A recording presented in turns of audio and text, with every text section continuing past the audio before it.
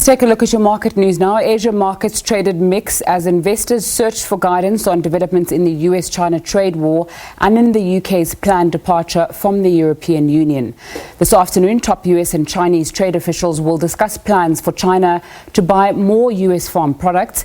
In return, Beijing will request the cancellation of some planned and existing US tariffs on Chinese imports. The Nikkei in Japan closed up 0.22%, while the Hang Seng Index dropped 0.36% in late afternoon trade. The Shanghai Composite rose 0.48%. The S&P 500 and the Nasdaq rose on Thursday following strong quarterly reports from several technology companies, including Microsoft. The Dow Jones Industrial Average fell 0.11%. The S&P 500 gained 0.19%, and the Nasdaq Composite added 0.81%.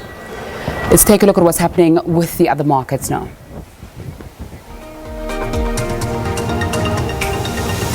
The FTSE down, DAX and CAC 40 also all down in the Euro markets. All share down, industrials down and financials down, so you can see that there is a trend there taking place in the markets. And resources are up, gold is up and platinum is down. Commodities all up, gold, platinum and oil. When we take a look at our currencies, the rand sitting at 14.64 to the US dollar, 18.80 to the British pound and 16.27 to the euro. And here is what's happening with the BRICS currencies all up at the moment. Let's get more on the markets now. I'm joined in studio by Warwick Lucas from Galileo Capital. Thanks so much for your time on SABC News this afternoon. Warwick, taking a look at the rand, they're opening at about 14.70, around 14.64 now. What's happening? Right, so I think looking at the tail end of this week, it seems to have been a mostly a little bit of a risk-off environment. I think developments in Sino-US discussions still being waited for there, and yet in the last 24 hours we're also seeing a little bit of strength coming through in those precious metals, platinum, silver and gold, all just looking a touch firmer. So it's a little bit of a mixed picture coming through there that begs some resolution. So I think the Rand watchers will need to watch that space very closely. Something that people will be watching quite closely next week, medium-term budget policy statement. What are we expecting and how are the markets, what do the markets want to hear? Okay, so you need to see, first of all, signs of balance, and secondly, signs of growth. And in the first case, balance, I'm talking about literally, does government's books balance? Because one of the difficulties is that as far as tax goes in South Africa, it's a relatively highly taxed economy.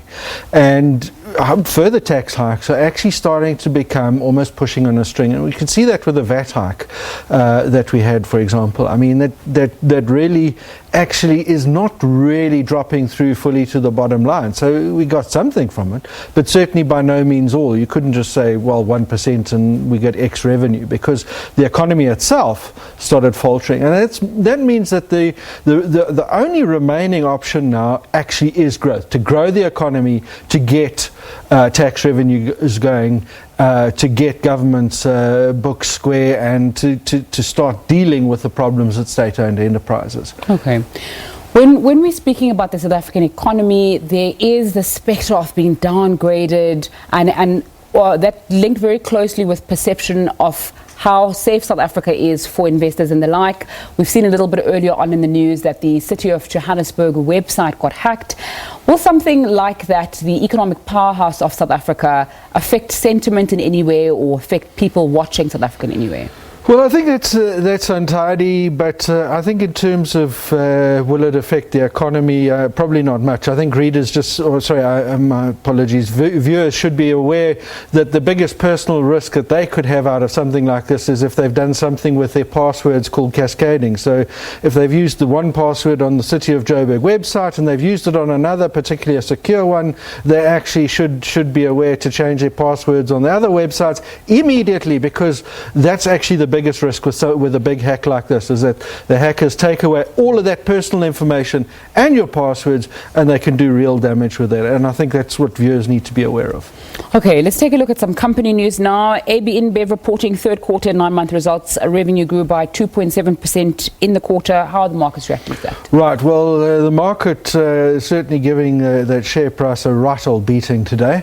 And I think part of that is that the basic top-line results were a disappointment, and particularly that they have modified growth that was previously described as strong down to moderate, and I think it also, in terms of turnover expectations, that was below market expectations. Net result, share price is taking a terrible beating.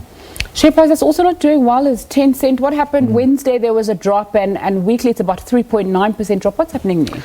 Okay, so that's quite an interesting one, and a lot of speculation doing the rounds. And now, there's one thing that I haven't noticed in the local media in terms of that, and that is the news that the People's Bank of China, the central bank, is looking to enter the electronic currency space, i.e., effectively crypto.